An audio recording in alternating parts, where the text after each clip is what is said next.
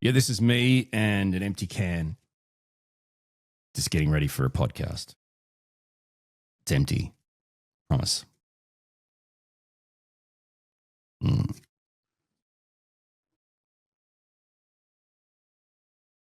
You think darkness is your ally.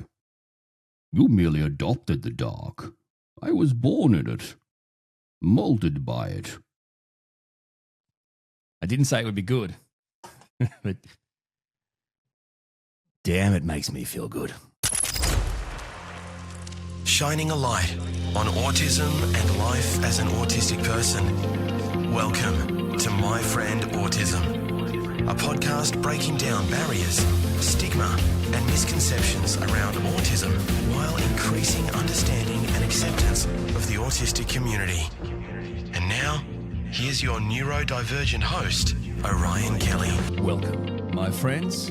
I'm Orion Kelly, that autistic guy. I'm all about providing validation and support for autistic people and their loved ones. And welcome to my podcast, My Friend Autism. If you're watching this as a video podcast on my dedicated podcast YouTube channel, Orion Kelly Podcasts, welcome. And if you're listening, welcome. Now, those listening to my podcast, wherever you get your, audio podcast, have missed out on one thing that the people watching the video podcast on my YouTube channel got at the very start. In fact, did you know, you probably didn't, did you know that at the start of every single podcast of My Friend Autism, I do something weird, quirky, profound, and downright hilarious at the start of every single My Friend Autism podcast, especially as a surprise for those watching the video podcast. So I get it. You like to listen, and I love that. I appreciate that about you. Some call you boring. I think you're great, okay? But what I'm saying is if you ever want to see the weird, odd little things at the start, check it out. You just go to the Orion Kelly Podcasts YouTube channel and you can just check out the first 10 seconds or so. Does that count as a view? Actually, I think you need to check out the first 30. Check out the first 30 to 40 minutes if you could. I mean, push play and just leave the room. That's fine by me too. Yeah, there's no one in the corner there. I always look at them though. It seems to help. All right. Oh my goodness, we're back. Autism and bullying. Although I get the impression you know that. Why, Orion? Well, it's the title. So let's talk about autism and bullying, go through the signs, the impact, and hopefully some support. Yeah, I've got the signs, but I've also got strategies to take back control in more non-lethal and more legal ways. It doesn't matter if you're a parent of an autistic kid like me or you're an autistic person yourself. You experience bullying. You have to understand the signs. You have to understand the impact, and you have to understand ways to combat it. So I guess we better start with a working definition of what is bullying.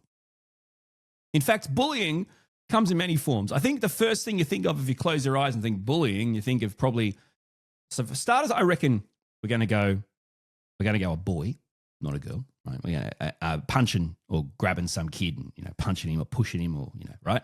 But then you know as well as I know, because you've experienced it. You're letting your brain play tricks with you. You know you've experienced it. There's plenty of bullies that are girls at school, and there's plenty of bullies in the world that come in many forms. And why is that? Because bullying comes in many forms. You got your physical, you got your verbal, you got your social, you got your psychological, and it can happen anywhere. Not just at school, in the office, online, obviously, in your own family, in your friend circle, social circle. Physical bullying is pretty bloody easy to see, right? It's obviously. But there's more subtle forms that are harder to see. So being excluded socially, that's a massive form of bullying for younger autistic people. And look, as adults, we feel it too. But it's such a big thing. There's also cyberbullying. Cyberbullying is so damaging. And frankly, it's something that never goes away. I'm a fully grown man. And I still have to deal with this crap every day. I mean, seriously. Now, I signed up for it. I've got YouTube channels, got a podcast, I'm on social platforms. Okay, fair enough. It's going to happen. Great. But it's still damaging. It's one thing to say, well, you opened the door, you asked for it. Oh, great. Yeah, I opened the door and asked for it to try and advocate for my kid and autistic people. And, in a way where this isn't like someone said, hey, Orion, I'm going to start paying you money every day to do this. I started 5 years ago in my house. I'm still in my house, just trying to make stuff to help my kid and autistic people. I'm not too sure what door I've opened there, but nevertheless, it's bloody damaging. The impact, frankly, can be the same regardless of the form of bullying, okay? Whether it's physical, verbal, social, psychological. It leads to all sorts of horrible feelings, fear, anger, and sadness, which leads into the impact. Let's talk about the impact. The effects of bullying, I think most people get, are profound. Why is that? Well, we know the horrible stories of someone who has been bullied too far, past the point. We know what happens. It's not just about the immediate effect, because bullying actually leads to lasting issues.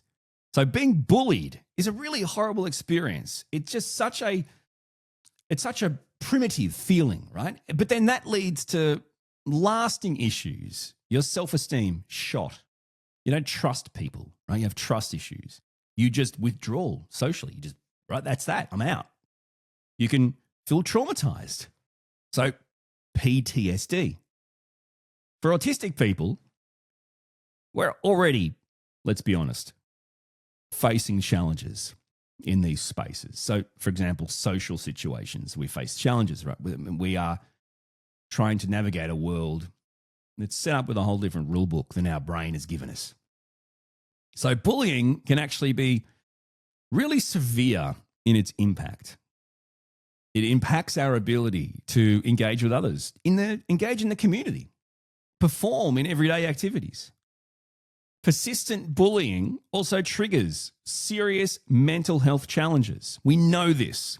Anxiety, depression, and in some extreme and deeply sad cases, thoughts of or the act of suicide. Now, I want to be very clear. If you or someone you know is in crisis, is having these concerns, having these issues, is feeling this, you should reach out to the appropriate support service organisations in your area. Where I am in Australia, there's some fantastic resources like Beyond Blue, Lifeline, Kids Helpline. Find the support services available in your area and reach out to them. And even better now, these days, a lot of times you don't have to pick up a phone.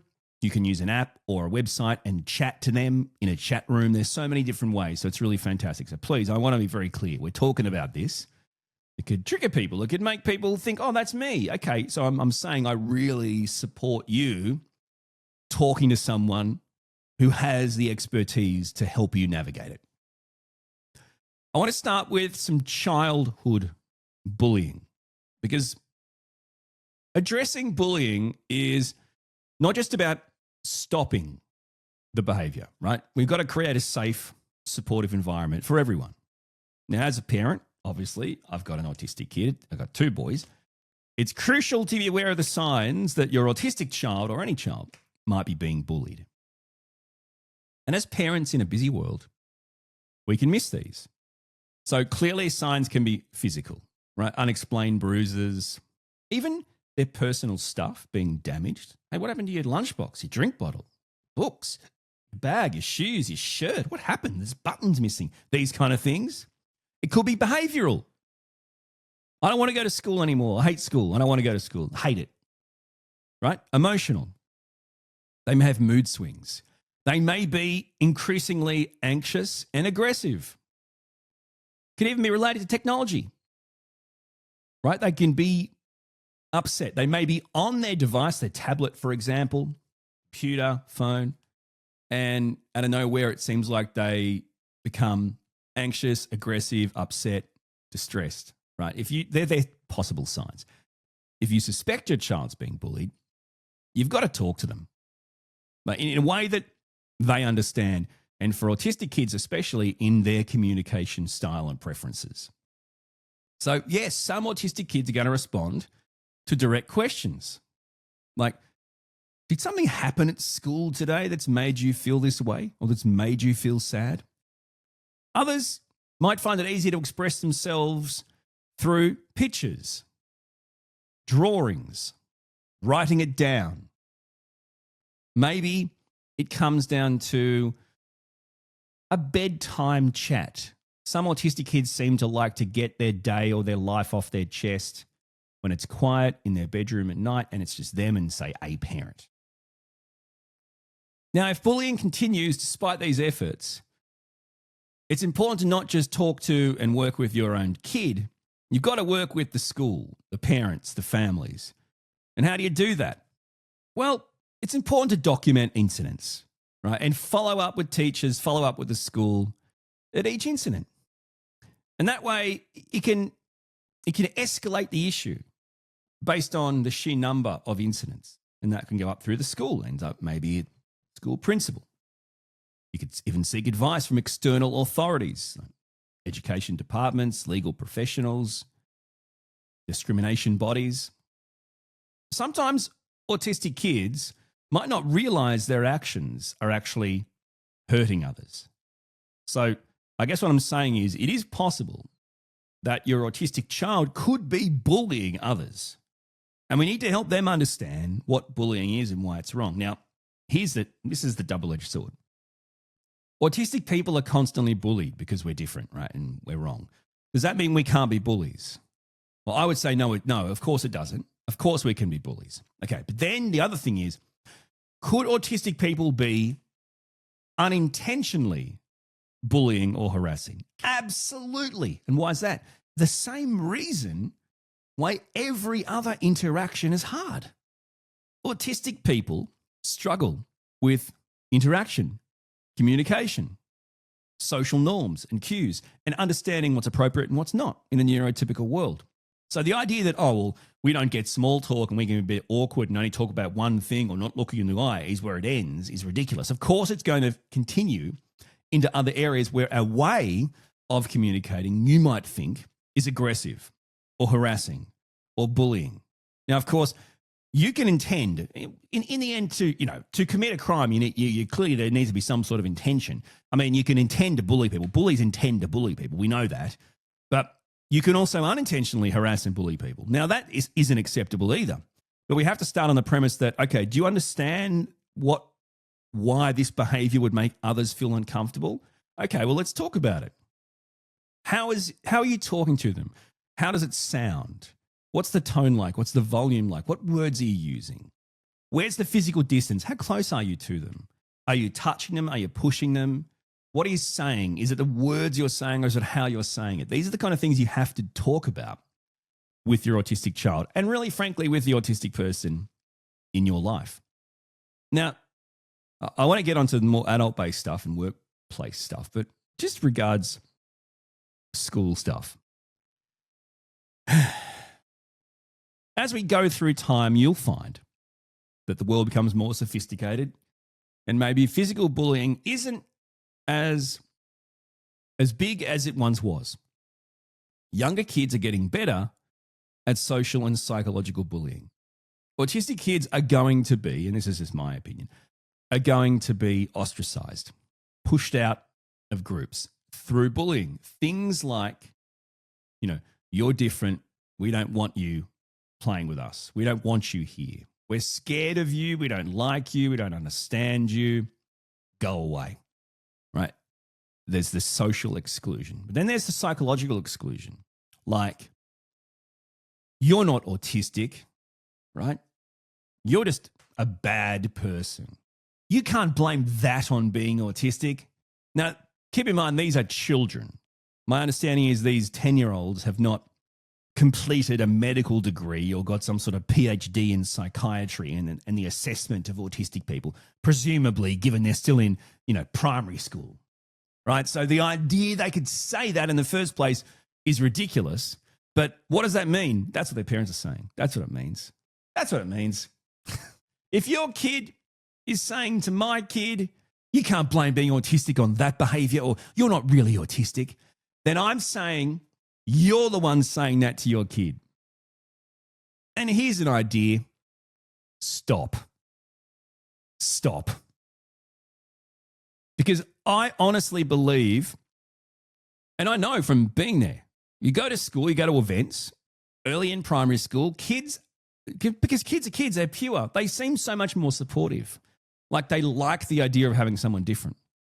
And then as they grow older and things happen, little incidents throughout the way, and some kids, might get in little fights and squabbles and skirmishes and different things, that's reported back to parents, and then the parents start to develop an attitude, and then as you go a few years up, the kids who were once really nice and supportive of the differences are now saying things they're clearly hearing from their parents. And the parents are actually cultivating that feeling at school. So my advice to parents of neurotypical kids who don't like autistic kids and their parents because their autistic kids are making the world uncomfortable for their neurotypical child is just shut up. That'd be my advice. Just shut your trap. Just shut your trap. Shut your ignorant, stupid trap. Did that come from a lot of anger and built up stuff? Probably. Let's move on. Workplace bullying. Oh, Ryan, you're bullying by saying that to people. You're bullying by saying that to people. Apologies. Parents of neurotypical kids who don't like the autistic kids making their world weird for their neurotypical kids. Here's an idea. What you're saying isn't true. You haven't looked into anything. Presumably you don't know anything. So maybe before you continue to belittle and trash the very existence of my child and turn your child into a monster robot just trying to kill my child, maybe you could do a little bit of learning and a little bit of listening. Is that better? But mostly, shut your stupid, ignorant trap. I'm sorry. I apologize. You think darkness is... Sorry. Okay. Now, workplace bullying. It's a serious issue for neurodivergent people. What is workplace bullying, by the way? And how can we differentiate it? So, all right, let's talk about it. Let's try and be specific. What's workplace bullying? Okay, so it basically, in basic terms,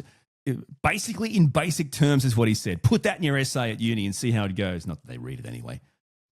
Workplace bullying occurs when someone or a group of people repeatedly behaves unreasonably towards a worker or a group of workers. So this behavior then creates a risk to the health or safety of that person or group. And bullying at work can take many forms. Aggressive or intimidating actions, abusive language, mocking or humiliation, even certain types of initiation ceremonies. Now, you might think, what is going on there? We're not in the army or something, special forces deal type. No, but I guarantee you, there are these and they'll dress them up as rite of passage or, we all went through it or part of the process, welcome to the team, initiation things. And they're somehow supposed to be just happy-go-lucky, no harm here, it's all good, but they're not. And one of the great things is, if there was one of those things you did at the workplace, would you allow your child, if your child was the next employee, would you put them through it? Now, most of the answers are no. If that's the case, then stop it. That would be my advice. So bullying can also include more subtle behaviours. Teasing, excluding someone at work from work-related events. These can be meetings, emails, conversations, social stuff, giving someone too much or too little work. Yeah, it's bullying to bombard someone with clearly an inappropriate amount of work, right? Or just freezing them out. You could assign them tasks that are absolutely well beyond their skill level or their abilities or their role. Or you could assign them tasks that are well below that. So this scope of practice is where we should all be living, but employees are constantly forced by employers to work outside the scope of practice, above or beyond or below. And that's somehow okay because, do you want the job or not? Well, number one, it's bullying. Number two, it's actually, for the most part, in many jobs, illegal. Because if you're working out of your scope of practice, you're not really covered legally. So there's, and I'm not going to get into the whole legal side here. I'm just saying. So I guess we'll move on from that. Withholding essential information that someone actually needs to thrive or just do their job is another form of bullying.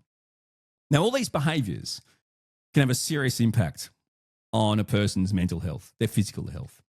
It not only completely ruins their ability to perform their role, but it actually contributes more broadly to low morale, low productivity in the entire workplace. People can see it, they can feel it.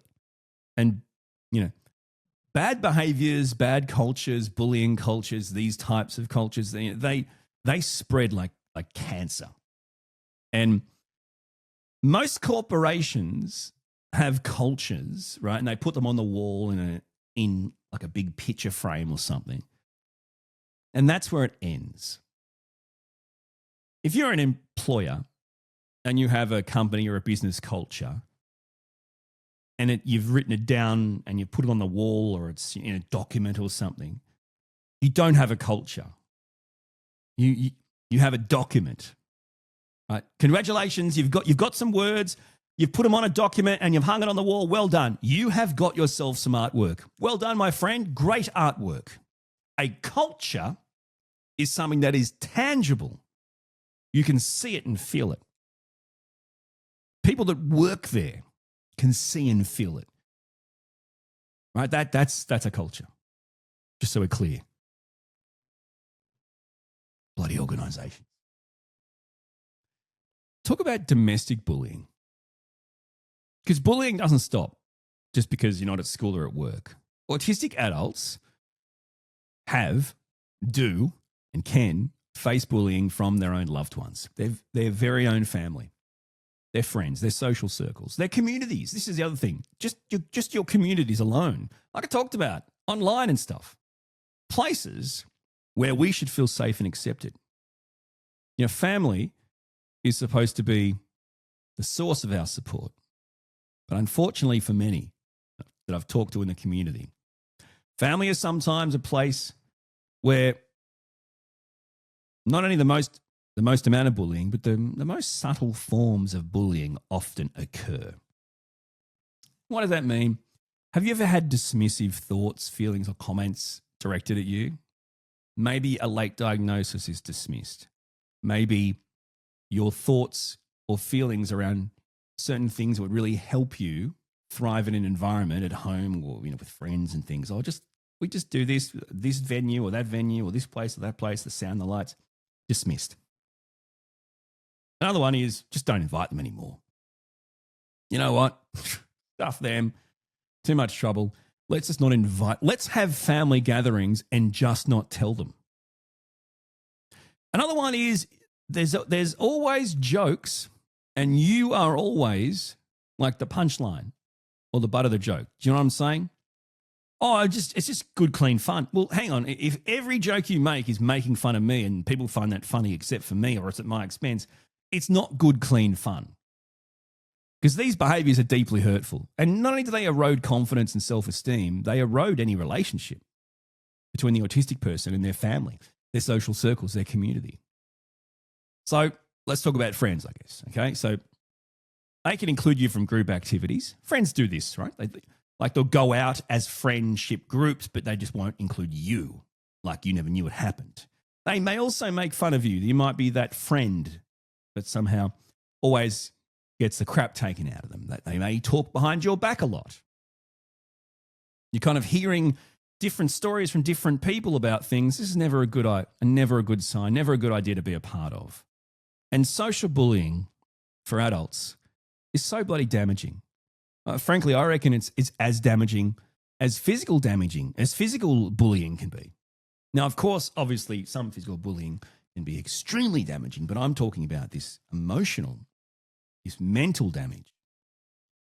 Even verbal bullying, I reckon, is no more damaging than social bullying for autistic adults because it actually targets our sense of belonging, our self-worth in a world that we already assume and believe and know and understand doesn't accept us, doesn't see our worth, doesn't want us to be a part of it.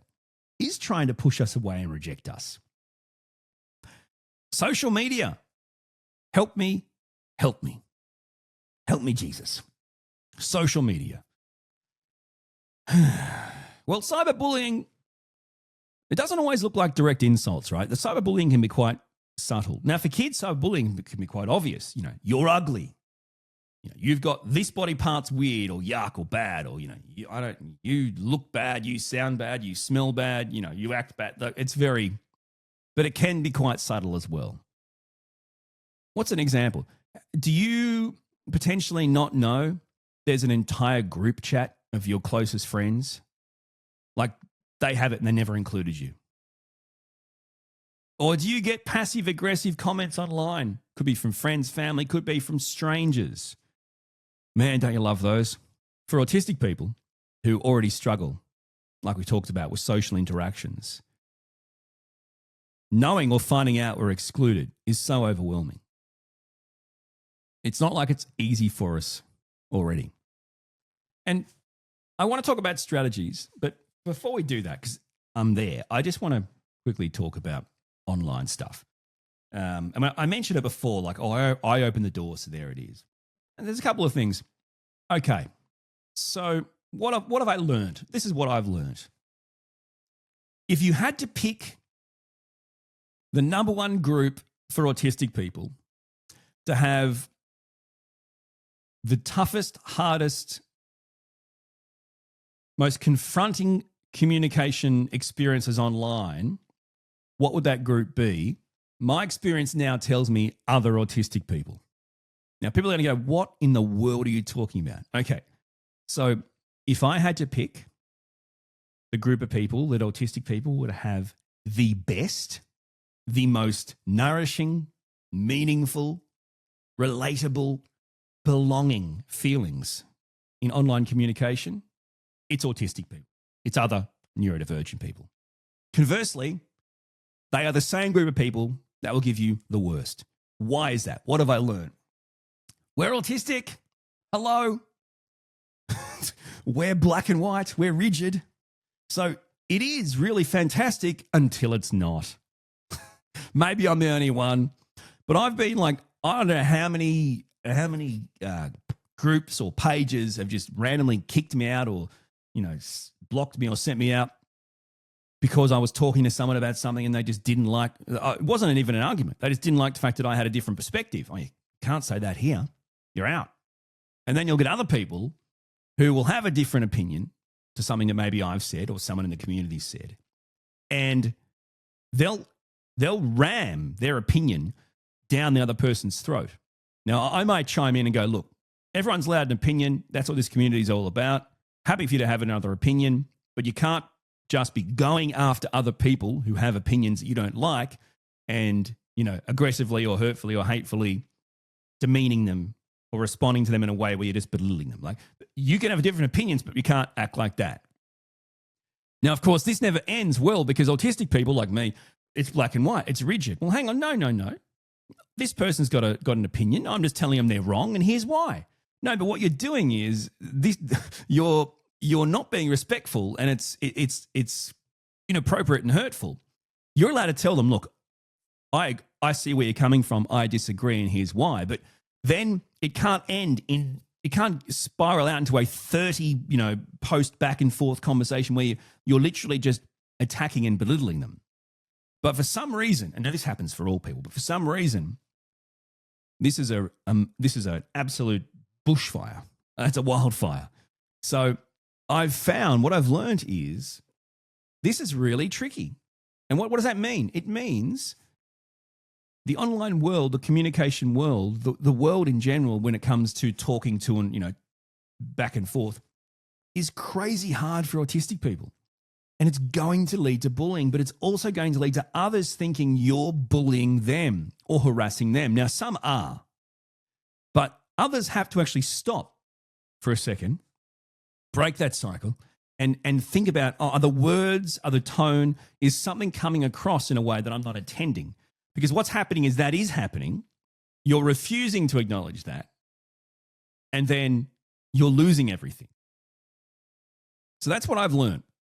from dealing with these types of things. And, you know, when you start to try and build online communities as a content creator, you do it for the people that consume the content. It's for them. It's not for me. So I'm trying to build these communities where people who consume the content can, you know, hang out with like-minded people, consume the content and feel safe to talk and, you know, message and comment and stuff. Now, of course, that's not how the world works. But let me tell you, you still have the right. You still have the right to do whatever you want to do to keep you safe. You can block, right? You can interact, you can delete. There's no bad feelings there. And I think so don't think for a second that because you're autistic, that I'm not just going to kick you out and never let you back into a community. If you refuse to ever reflect, listen, learn, think about the ramifications. Because like I said, bullying is horrifically detrimental for autistic people, the whole point of this video. So I don't care who's dishing it out. Either way, not acceptable. So let's talk about some strategies. Coping strategies to navigate being bullied as an autistic person. We need to recognize the signs first up. Okay, so we've got to understand what constitutes bullying. That's the first step. You need to know what it is. So as we know, it includes recognizing both the direct and the subtle forms. Exclusion, mockery, manipulation, these types of things. You've got to keep a running list, a detailed record of incidents. Keep your dates, your times, the people involved, the behaviors, the specific behaviors. Documentation is crucial if you feel like reporting it later is important. You've got to seek support from trusted friends. So that could be an actual friend, a family member. It could be a partner, a mentor, a loved one. Talk to them about the actual experiences. Someone who you can talk to and not only get emotional support, but actually some practical advice, different perspectives. You've got to set boundaries. This is key. I need you to listen to this. You have to set boundaries. It's okay to get to the point where you say enough. So you need to define and communicate your personal boundaries. People never set boundaries, and when I talk about it and they go, oh, that's a great idea, they won't set them because they don't have them. So please, you need to define your boundaries. This is where I will refuse to allow someone to take it. I will not be treated like this. This is the end. And you have to let others know when that's crossed, what boundaries are acceptable, what's unacceptable, how you expect to be treated. These are your boundaries. If you cross them, you'll find out what happens. And I don't mean that in a bad way. I mean, cross the boundaries, it's over. You've got to advocate for yourself. This is different for everyone. So work out what your strength is. What does that mean? How can you clearly express your needs and your rights in both social and professional settings? So what are they? How can you express them? It could include you come up with a list of accommodations that could help you in professional settings, or simply just addressing inappropriate behavior. No one's the same. What's your strength when it comes to expressing things? This is how you do it. Assertive communication is so important. You have to practice assertive communication techniques. These are I statements. I, right? I statements express how you feel and what you need. And they're not confrontational. So it's not about, you're not saying, like you to that person. I'm not saying, hey, you got to do that. You better stop that, right? You're saying, I don't accept this type of behavior. I don't accept that tone. I don't accept that treatment. I words. Continue to build a safe, supporting little network of friends, right? Autistic peers, friends, people you trust who not only understand your experiences, but can actually hear it and offer you guidance and potentially can intervene. This is the other thing about a support group. It's made up of all sorts of people, all walks of life. They may be better at helping you and intervening when required. And you've got to find safe spaces. So, whether it's physical or virtual, you have to feel safe. You have to feel supported. So if there's autism-friendly groups, check them out. If you find that these autism-friendly groups or online communities aren't exactly how they say they are, then you need to leave. It could mean, too, safe spaces at work or at school. Yes, there should be spaces at work or at school where the autistic person feels safe, feels supported. Use your experiences and your story, not textbooks, to teach others, to educate others about autism and how it manifests in you. If appropriate, talk to your peers, talk to your colleagues.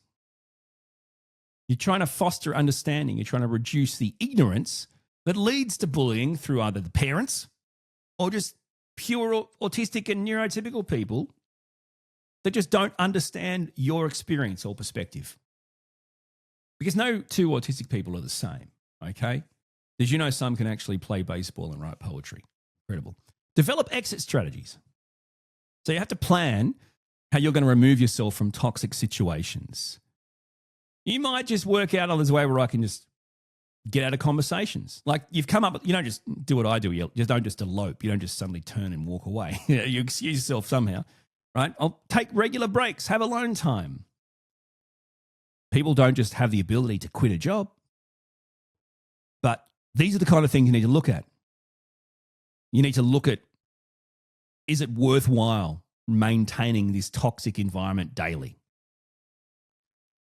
You keep on focusing on the positive stuff. So reinforce the good stuff, the good relationships. Focus on building, maintaining positive relationships with people who respect you and support you. In other words, you've got some bad stuff, and because that's affecting you, you're not really watering the plants of good friendship, and they're dying as well. That's bad. So you need to counterbalance the negative impact of bullying and these relationships by cultivating and maintaining positive relationships. Look after your mental health. This is a priority, my friends. Your mental health is a priority.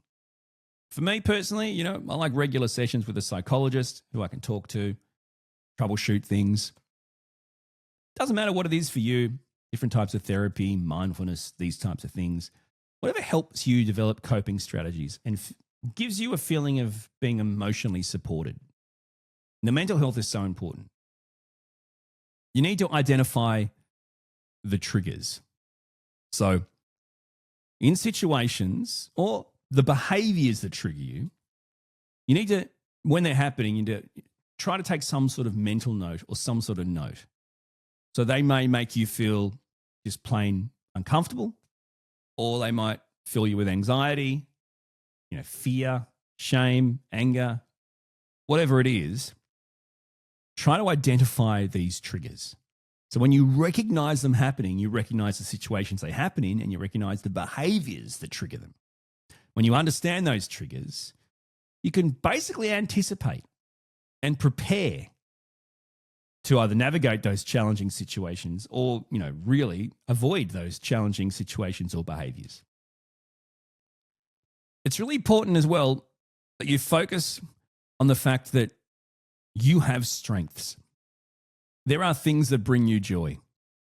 Remind yourself of your strengths, of your skills and abilities, of your passions, your loves, and do them regularly.